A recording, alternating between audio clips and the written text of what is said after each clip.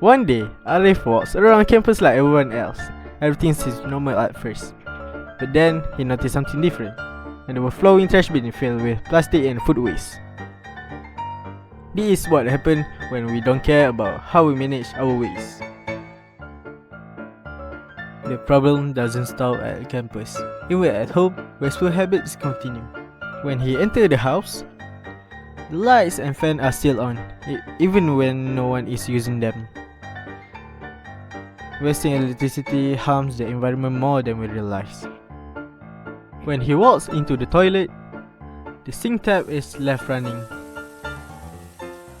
Clean water is precious and it should not be wasted. After seeing all these problems, Arif begins to realize something. He then shares this problem with his friend, Izzat. They both realize that something needs to be done. Arif knows that awareness is the first step to change. Together with his friend Izzat, they decide to create a video to remind others to care for the environment. No one is in the room, or when it is daytime, turn off the lights and fan. Saving electricity helps protect our environment. After using the sink in the toilet, always remember to turn off the tap. By conserving water, will help maintain a healthy ecosystem. Plastic waste is one of the biggest environmental problems today. So, the solution is be your own bag when shopping to reduce the amount of plastic waste produced.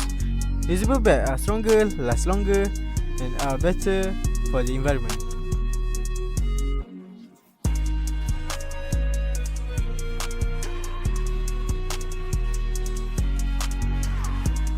After eating, leftover food should not be thrown away carelessly.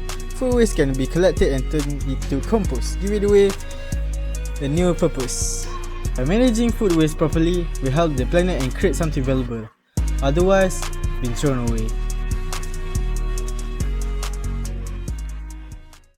After finishing the video, Arif and Ikwan feel relief. They hope this message will inspire others to make a change. Okay, bye bye.